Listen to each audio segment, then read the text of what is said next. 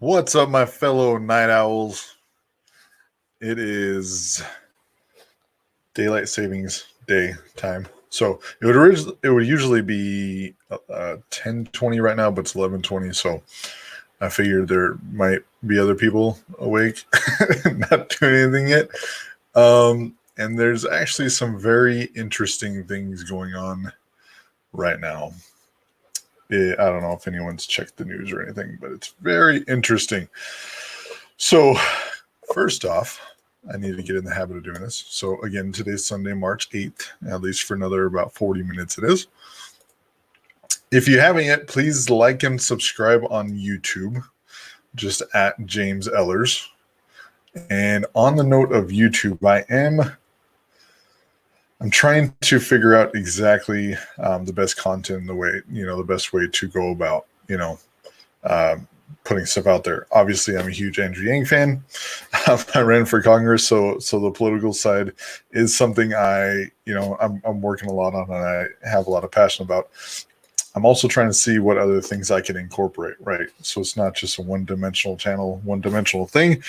And yeah, so if you see me testing out some different things over the next few weeks, that's just me just testing out stuff, trying to see what works, what doesn't. So again, I'll try to do more live streams for y'all about some relevant stuff, and then I'll also be testing out a lot of other things too. So keep an eye on that. I am sharing this to Twitter so that we have more people joining us, because right now it's just me, but it's all good.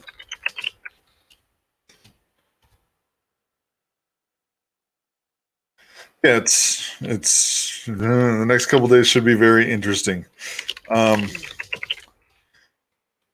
There are some things going on with stock market right now internationally that has to do with oil prices, not with any of the sickness that anyone's been talking about.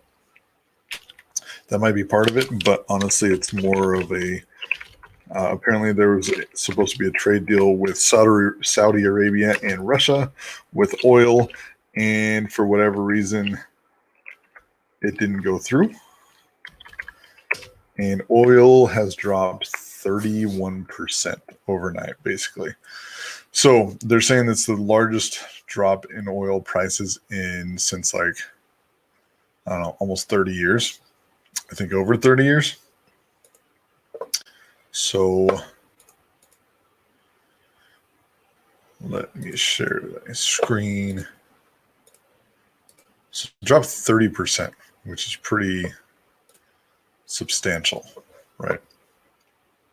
And this is happening over the weekend. So this is happening before it's even hitting the American stock market. So the S&P 500 futures is actually down quite a bit, and we could take a look at that too. But again, the fall came after Saudi Arabia launched a price war over the weekend following the collapse of its oil-cutting alliance with Russia on Friday. So this is something completely new that's going on. It has nothing to do with what's been happening with the stock market over the last few weeks. This is something completely new. So the reason I put the title as, this can be is this going to be a historic week, is because we have the stock market's been pretty shaky over the last couple of weeks. And with this hitting, it could get kind of crazy. So that's what we're going to look out for tomorrow. So the futures is estimating, if nothing changes right now, the S&P 500 dropping about 1,200 points, which could be one of the biggest drops in a few decades, which should be interesting. Again, this kind of outlook, a lot of us don't really own a ton of stocks, just because 80% of Americans just don't have that much money in stocks. So you might be saying, how does this affect me? Well, it affects, jobs. It affects just, the amount that banks are willing to lend. It affects, and that can all, that could reach housing. Housing prices can drop if there's not banks willing to lend money, and there's not as much demand, so the prices with that could drop, and then everything's connected, right? Everything in the economy is connected, and oil, unfortunately, is one of the things that is a big piece of the stock market right now. It's just a big piece of the economy, just because we do have so many cars reliant on oil and gasoline and we have a lot of other things reliant on gas. So when the price of gas or the price of oil drops 30% within 1 or 2 days, it can affect everything else pretty drastically. Now, we have been trying to push for at least a temporary universal basic income based on what the stock market's been doing over the last couple weeks, because people aren't going out, aren't spending money, aren't doing things that they'd usually be doing. So the stock market's been volatile. So we've been pushing for a universal basic income based on the last couple weeks. Now we're looking at the stock market is potentially going to be running into some issues because of the oil price crash. So the oil price, if you're just joining us, over the last couple of days, it's crashed about 30%.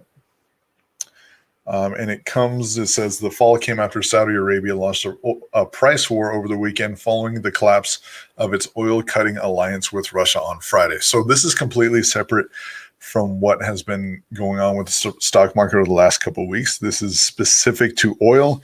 And again, unfortunately, oil is a big factor in our economy because so many things are reliant on oil. Now, the price per barrel is $32.13. I remember not too long ago when it was up around $100 a gallon. So with the price dropping that much, it's going to affect, the stock market. So let's just search S&P 500. So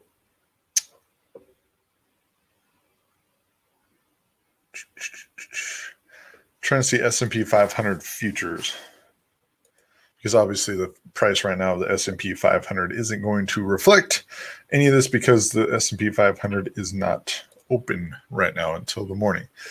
So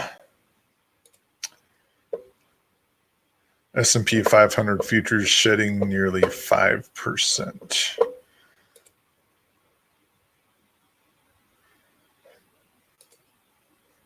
So let me just show you this. Asian stocks slide as S&P 500 futures shed nearly 5% on oil price crash. So this is just something to keep, just to watch tomorrow. Not only S&P 500, I mean, if the S&P 500 is going to drop, 5 or 6%, then obviously the Dow Jones is usually reflective of, they have similar trends. So I'd keep an eye on that. And that's if nothing changes. I mean, obviously the people in Washington, D.C. right now should be game planning. I mean, they should have been game planning for some kind of stimulus before this oil price change, because again, we were pushing for some kind of stimulus for American citizens, because in the past, oftentimes, something like this happens when their stock market is volatile and they'll give stimuli to banks and things like that, to corporations. Right now, we're trying to get them to have the citizens involved in some kind of stimulus through a basic income, even if it's temporary. And that was before anything happened with the oil price crash. So again, the oil price has dropped about 31%. It's down to almost $30 a barrel, which is kind of crazy, which is causing the S&P 500 the futures are dropping 5%. And this is all completely separate from, what's been happening over the last couple of weeks. So that's why, again, it could be a very, very interesting week for the economy, let alone on Tuesday, we have another round of the elections coming up. So again, oil prices down 31%, which is causing the S&P 500 futures to go down, which will affect, the stock market as a whole. So we're going to be watching the stock market as a whole. And before that, there was already volatility in the stock market based on the global supply chain interruption based on what's been going on the last few weeks in China. So again, watch the stock market tomorrow. And then we do have another election day on Tuesday. So another election day on Tuesday, I want to pull up, try to see what states are going to be voting on Tuesday. It's a whole nother round. So today is March 8th, 9th, 10th. So election day, March 10th, states. So I want to see if I can see how many delegates are up for grabs, kind of what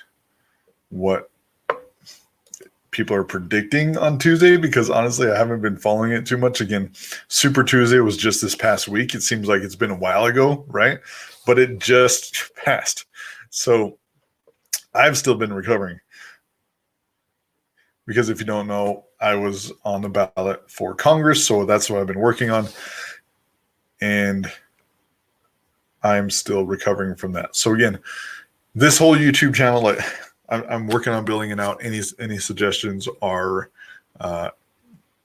welcome. Obviously, we're going to be talking about election stuff and Andrew Yang, universal basic income, rate choice voting, all those important issues. I also want to see, what other directions we can go. What's up, Ryan? Ryan says hi. Hi, Ryan. So again, another election day Tuesday. On top of everything going on with the stock market, we have another election Tuesday. So let me expand this a little bit. So Idaho, we have 20 delegates in Idaho. Let me try to, oops. 20 delegates in Idaho.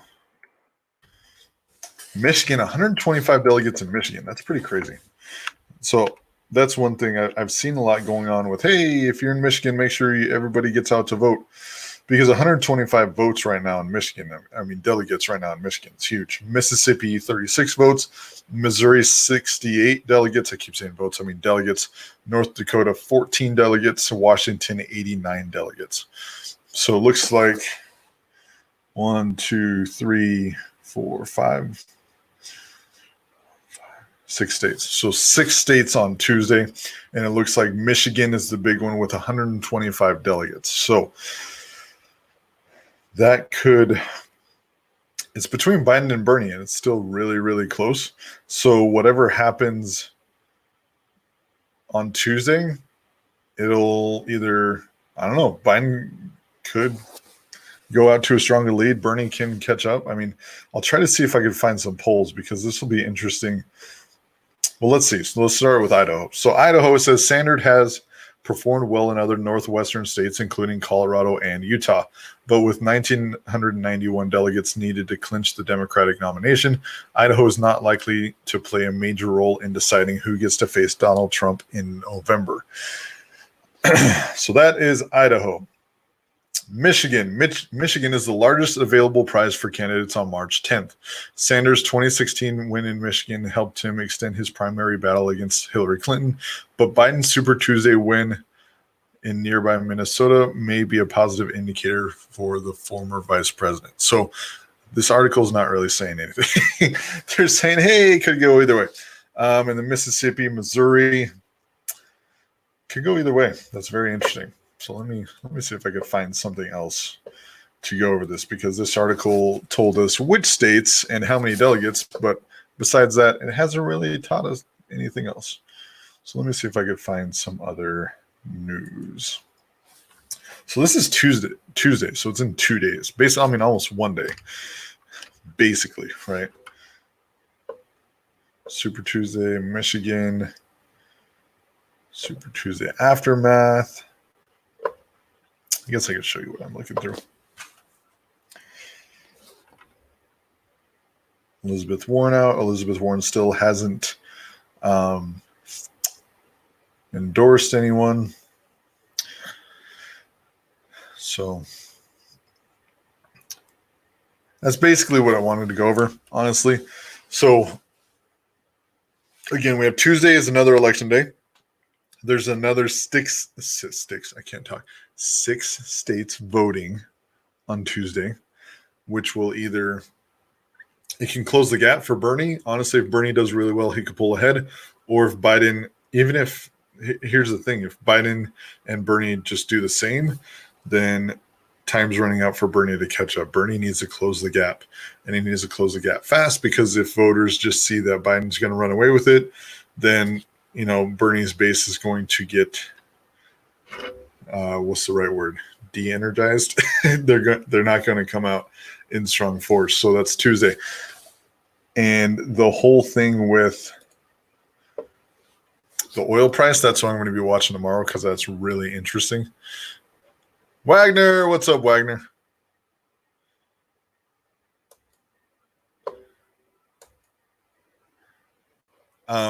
Again, the reason I say this could be a historic week is just because the stock market has been volatile already in the last couple of weeks with everything going on with especially the global supply chain interrupted. Yeah, I agree. Nobody's joining Bernie. He should have made deals with Tulsi and Yang.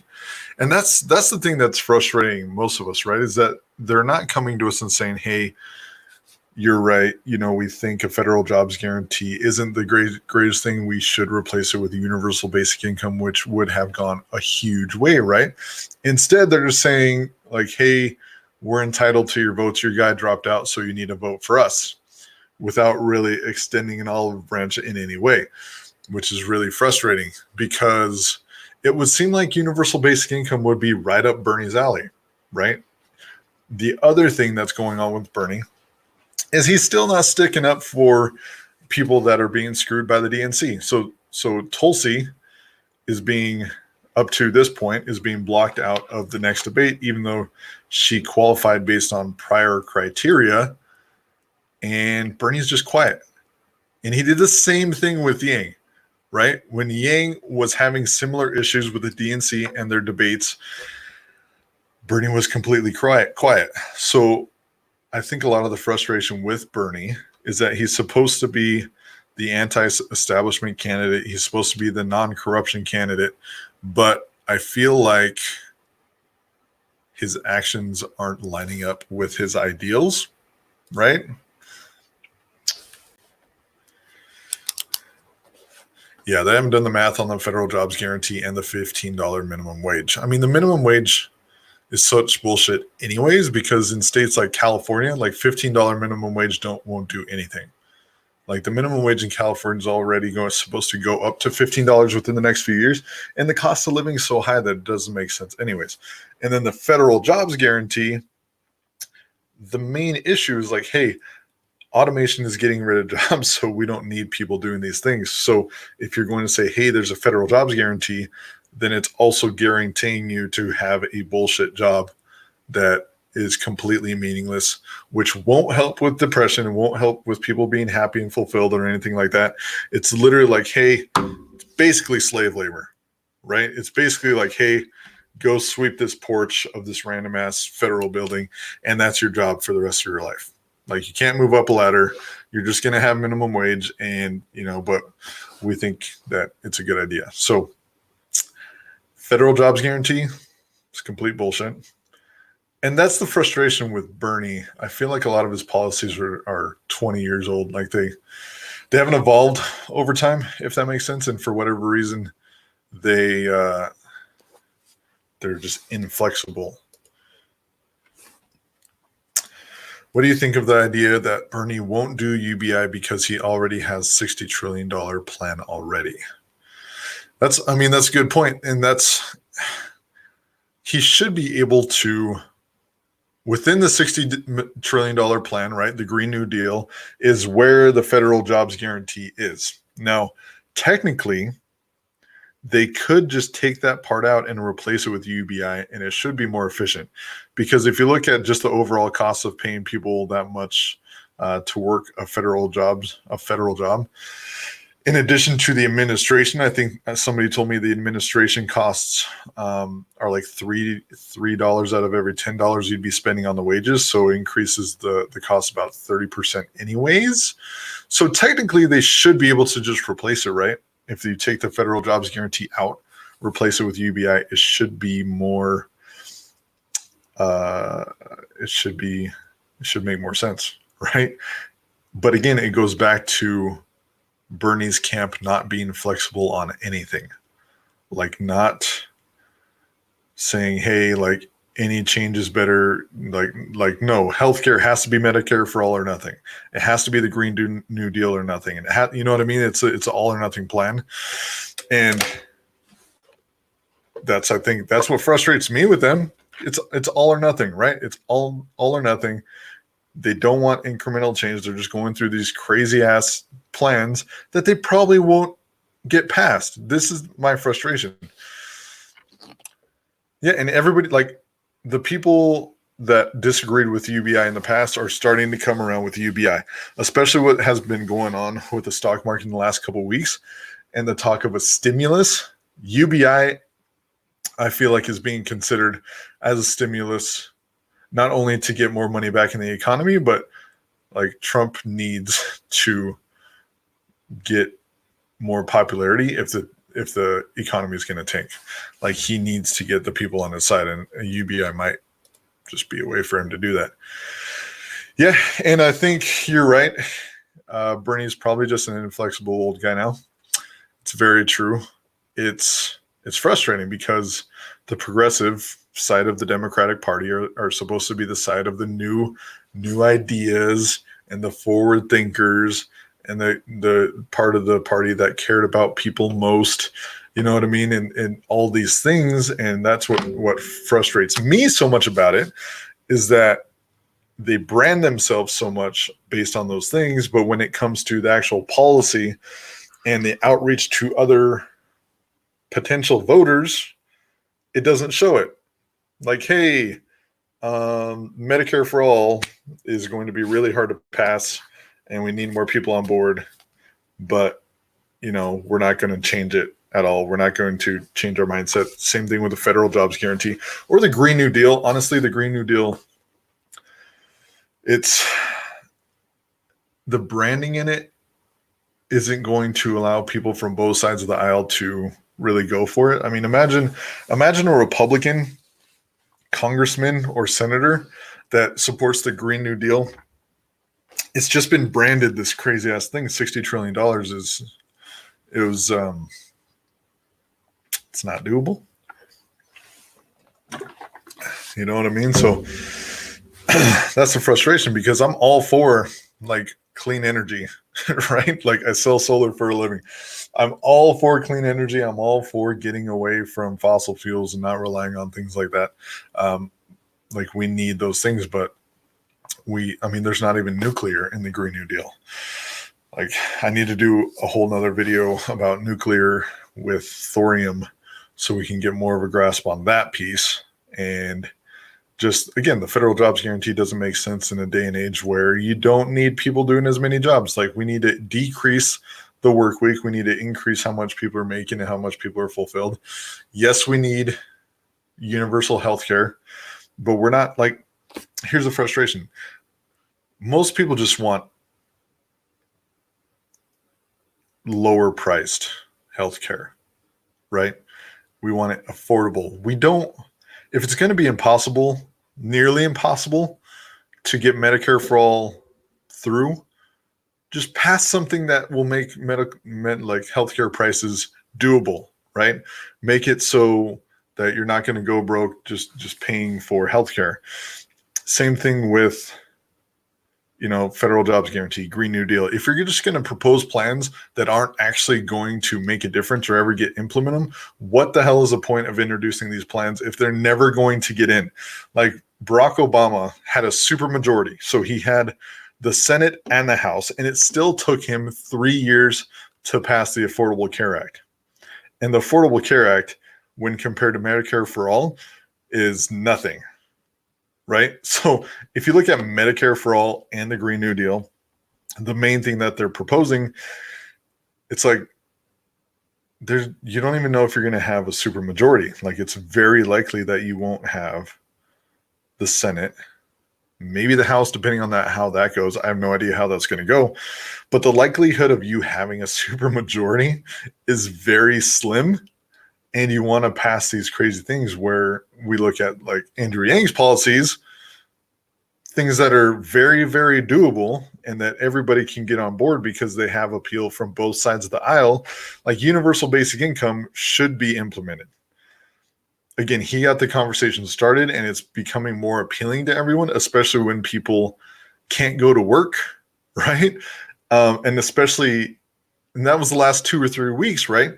Now, if the stock market starts crashing because of some oil pricing war against Saudi Arabia and Russia that affects us, now people are going to need a universal basic income even more to not only keep the stock market from tanking even more, just to make sure people are taken care of. Because if you can't go out and you can't go to work, you as an individual are going to suffer, and then the economy is going to suffer, and it's just a snowball effect.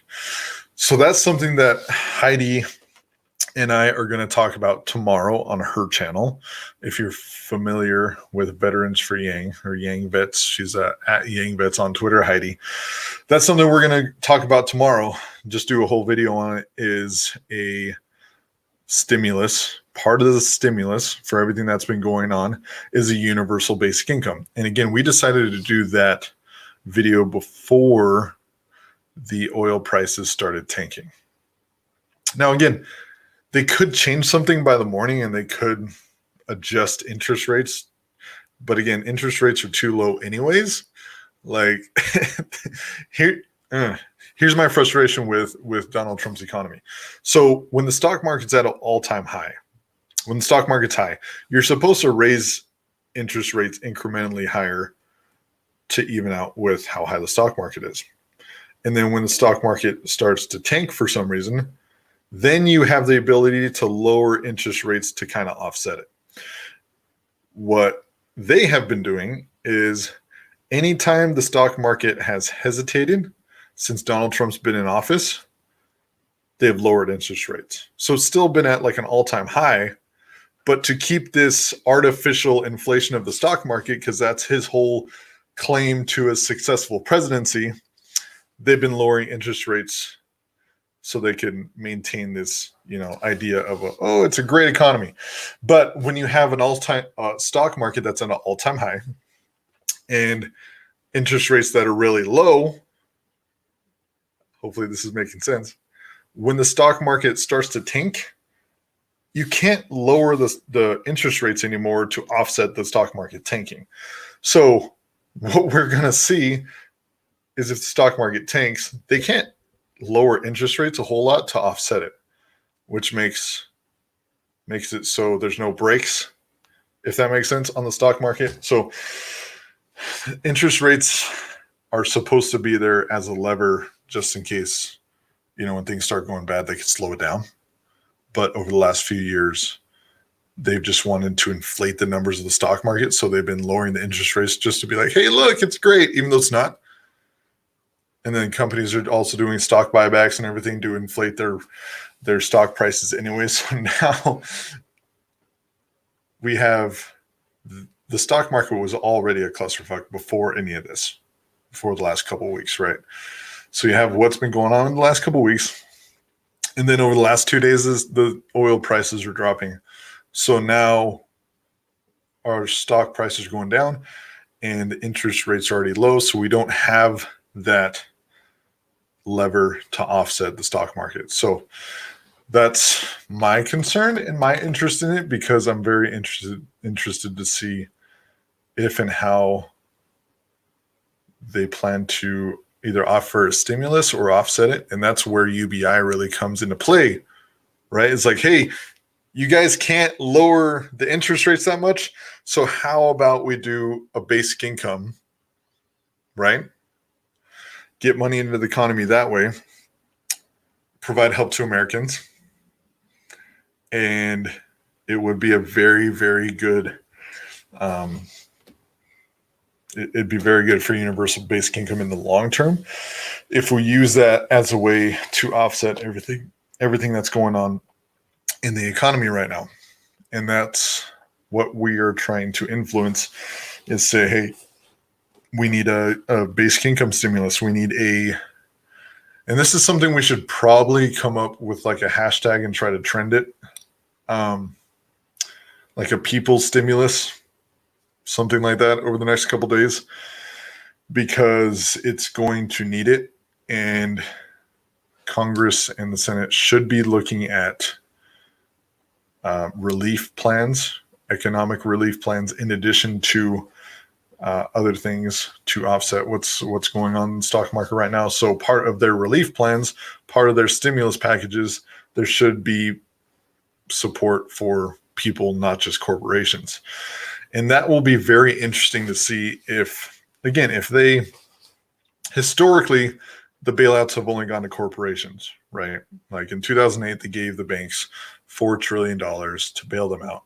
And it didn't really go back into the economy. So it'll be very interesting to see if they decide on just doing the playbook same as always, or if we can influence it and get some kind of universal basic income in there as a people's stimulus to help out people during this time. Because you have to think too, everybody in office, not everybody, but a lot of people in office right now in Congress and the Senate and the White House are up for re-election this year.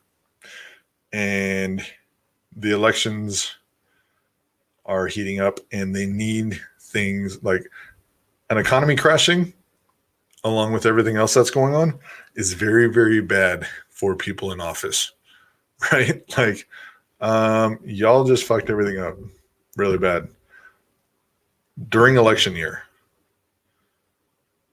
They need a way to turn it around and fix it. And a basic income might be the actual way for them to do it. Thank you, Wagner.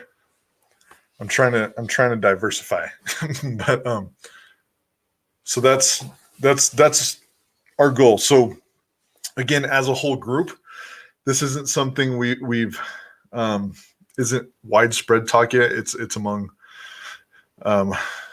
just a few groups, but as a whole, we need to talk more and get the discussion out there more about a people's stimulus through in the form of a universal basic income.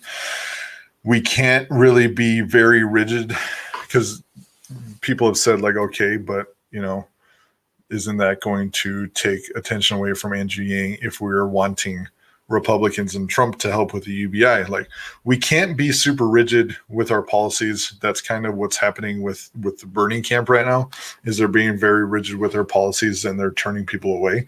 Right now, our goal is to have a universal basic income for everyone, right?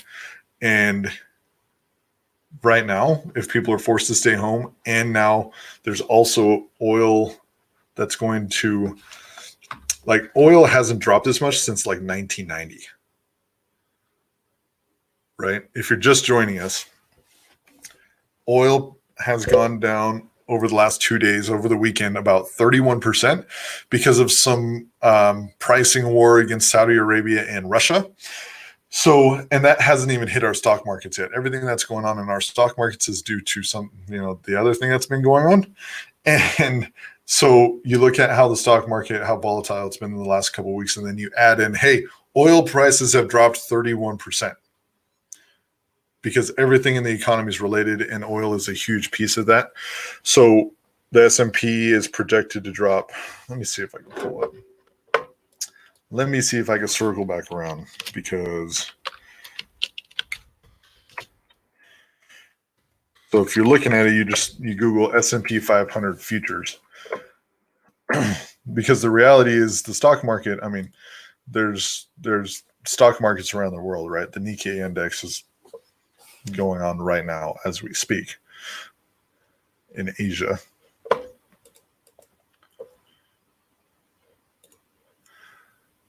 Let's see, accept cookies, sure. So Asian stocks slide as S&P 500 futures shed nearly 5% on oil price crash. Now, again, this is happening over the weekend, so it won't be affecting our markets in the stock market price right now. But when the stock market opens tomorrow morning, it's going to show a lot of the things that are going on. So risk off is in full swing in Asia, with Asian markets looking like a sea of red, and the S&P 500 futures reporting sharp losses amid a crash in oil prices. Now, again, this is the whole thing about getting off of oil and going green. There's a whole financial side of it that, for whatever reason, Democrats don't appeal to. Their whole thing is environment, which environment is very important too. But you have to look at both sides. Like, if you want to appeal to people to go green more, you need to look at the environmental side and also the economic side. Now, if you look at Tesla, I don't know if you've ever ridden in a Tesla, but they're badass, right? And they're all electric. There's no reason that we shouldn't be putting a ton of resources behind Tesla to get more of those cars out on the road and get less reliant on oil because of things like this.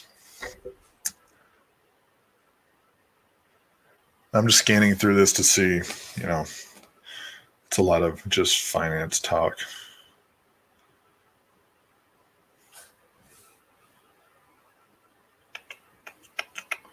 And then there's a lot of talk with the global supply chain being interrupted. And this is the other thing where, in my opinion, a lot of people are stocking up on things, not because they're, yes, because of what's been going on the last couple of weeks, but the global supply chain, if there's any slowing in production, because we get so much of our products from China, and if there's any slow in production over there, it's going to hit us. And it's barely hitting us over here. So that's why you see when, there's a slowdown in China, then people are rushing to the stores to buy a lot of stuff, just because if supply stops coming in, then there's going to be empty shelves. Yes, I love Tesla. I used to work at Solar City, which is owned by Tesla. So I've been in the same room as Elon Musk. I haven't met him. But I'm a huge fan for sure. So again, this is stuff that's coming out like 3 hours ago. Stock futures were halted Sunday night. Here's when the S&P 500 circuit breakers kick in on Monday. So again, stock market futures declining 5% overnight. And this is just reflecting the oil price drop, not anything that's going on in the last couple of weeks with, everything from China.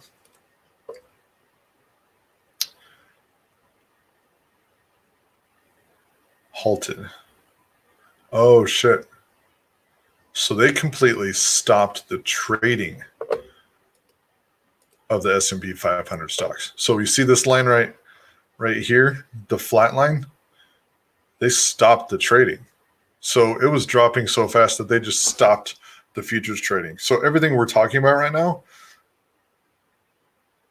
is, damn, they were stopped after they declined 5%. So they didn't even let it dropped 5% in about the half a day. They didn't even let the second half of the day keep trading to stop it from dropping more.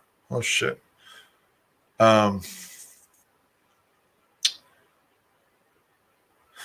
If that level is reached at or after 3:25 p.m. Eastern, it would not halt market-wide trading. So they didn't even let people keep trading. They just straight up said, hey, it's dropping too fast. We need to stop it. That's pretty crazy.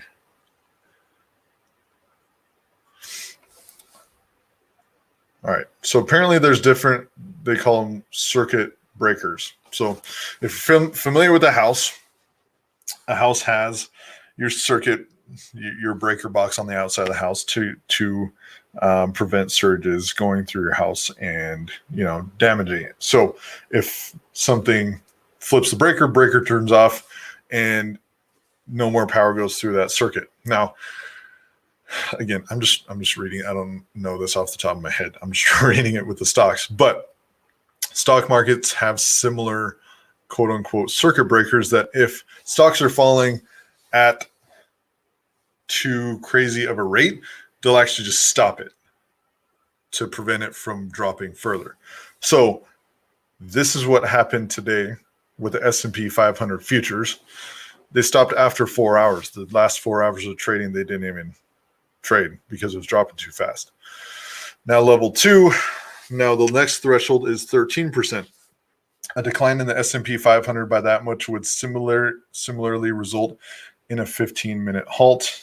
To trigger a level 2 circuit breaker Monday, the index would have to drop 386 points to 2585. Trading wouldn't be interrupted if the drop came on or after 3:25 p.m. So they're saying if any of these levels, if it drops 13% before 3:25, they'll just stop trading. So it's pretty crazy that these places are actually like talking like, hey, if the stock market drops more than 13%, they'll have to stop trading altogether. And now that's a level 2 circuit breaker in reference to the stock market. Level 3,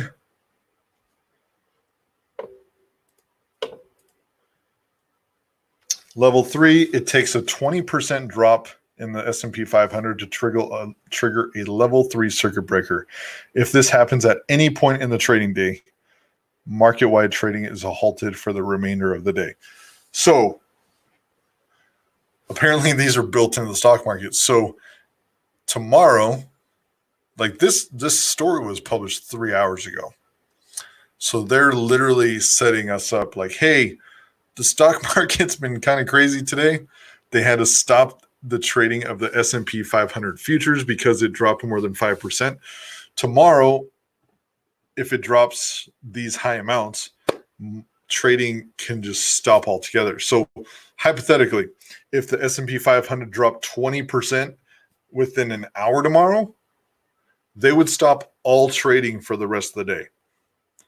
They just say, nope, all trading done.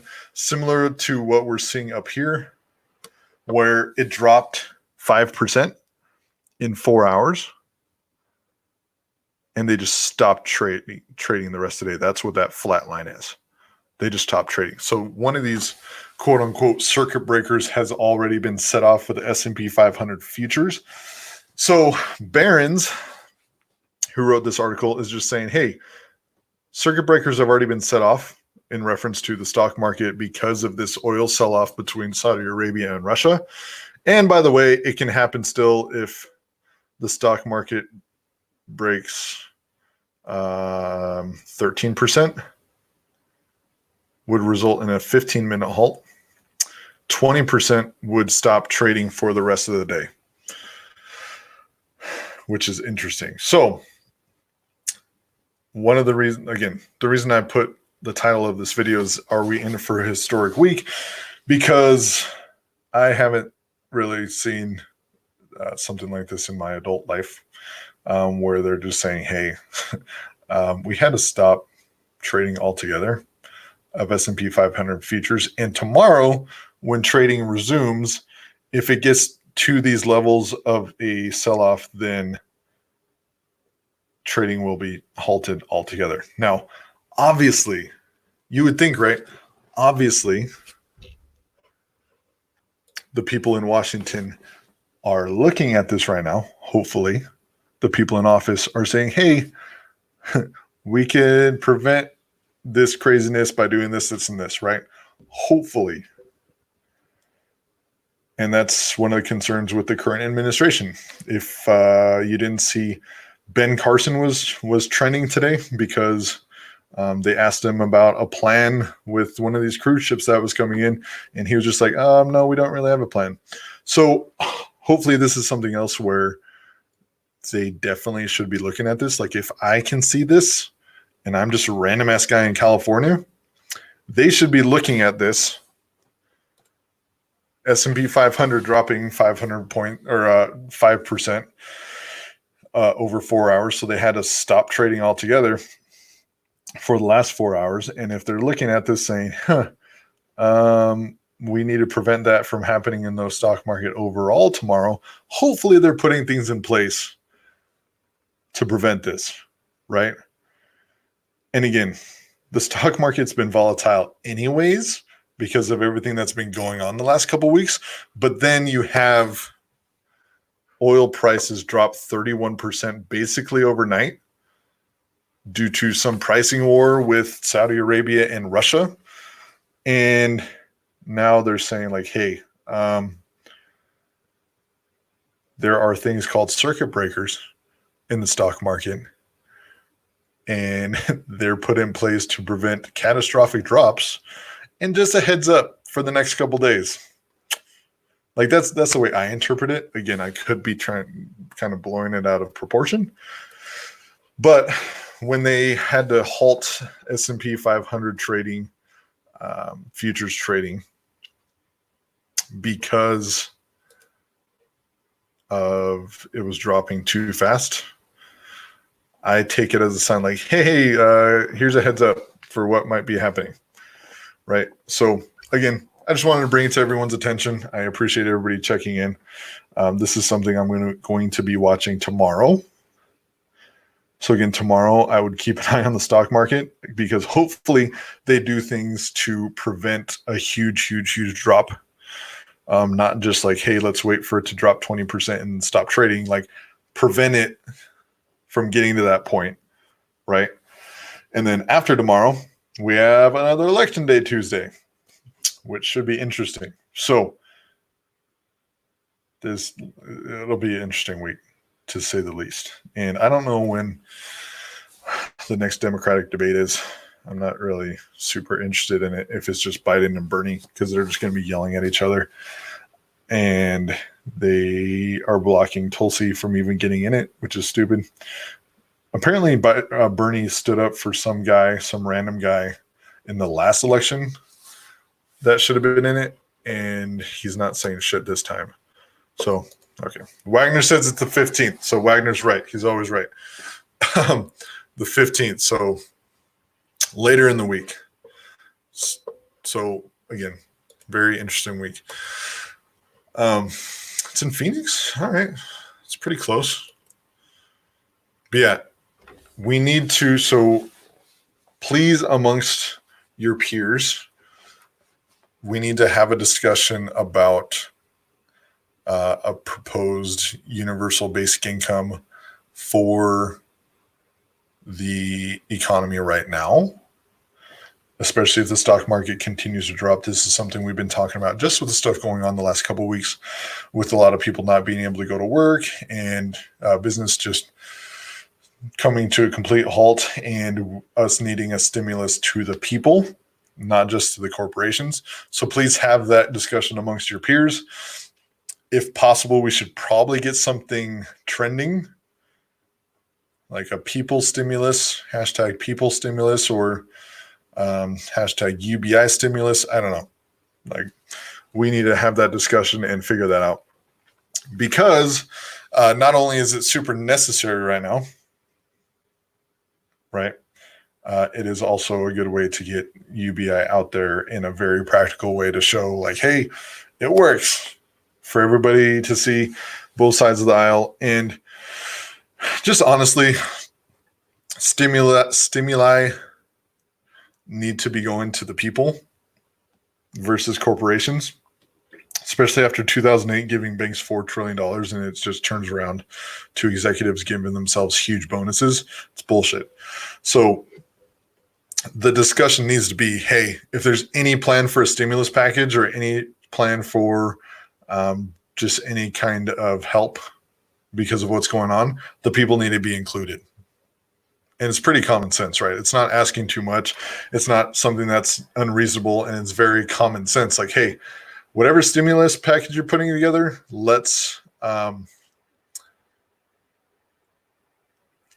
have UBI be a part of it, because there's people, think about it, like if people are staying home and it's better for people to stay home versus go out, then we need to incentivize people to stay home.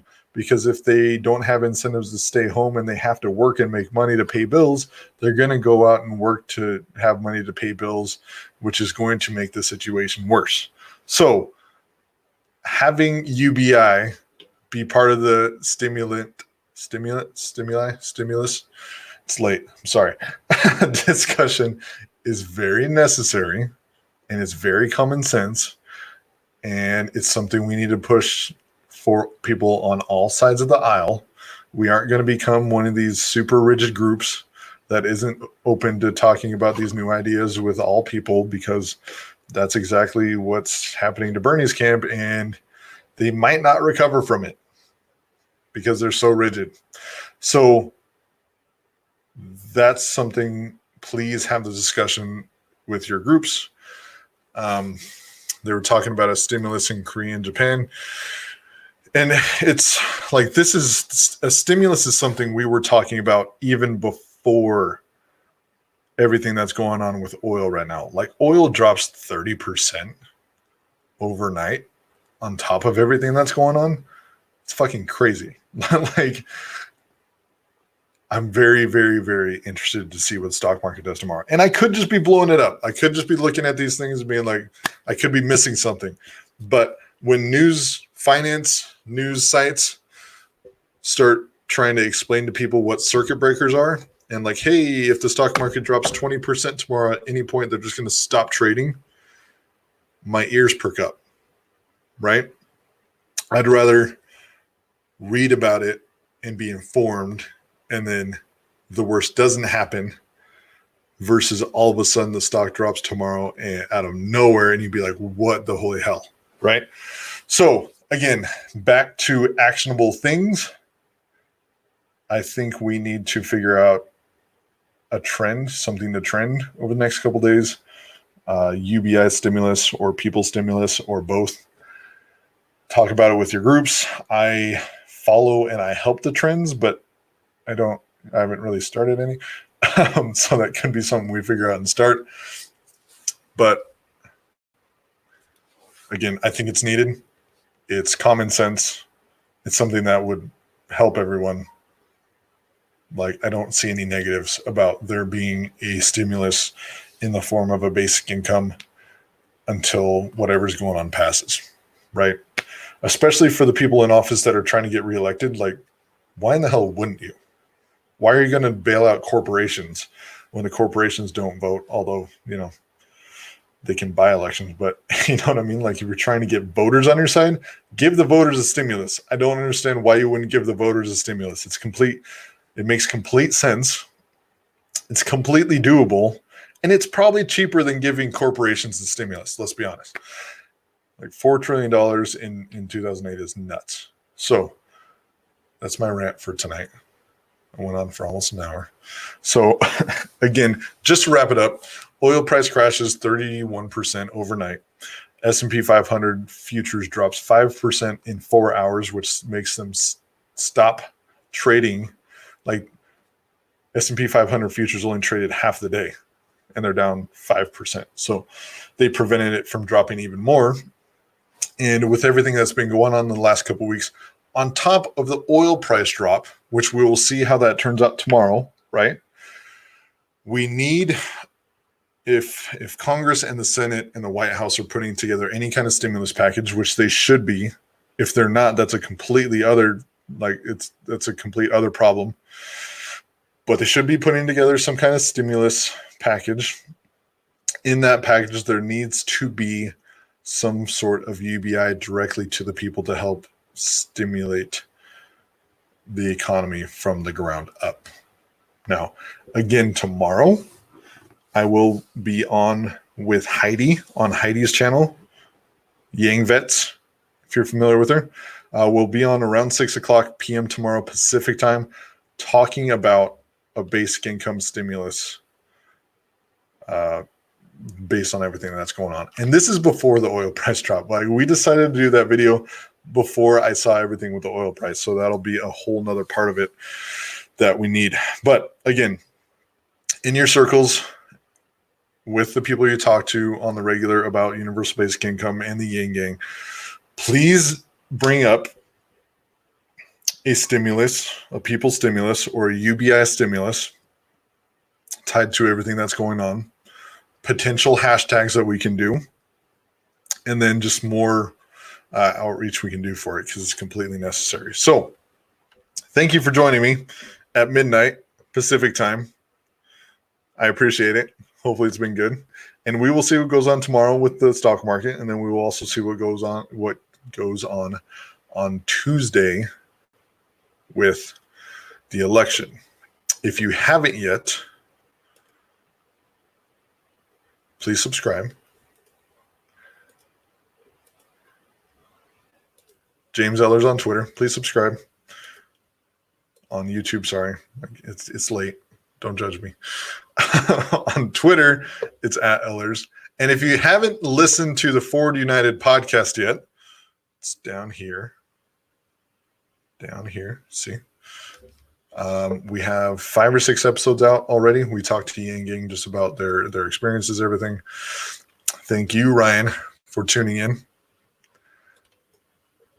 But yeah, I'm going to keep an eye on what's going on tomorrow with the stock market and everything else, and we'll go from there. And then please, if you haven't yet, subscribe. Hasta luego, Wagner. And I will talk to y'all soon, all right? You have a good night. I'll talk to you guys.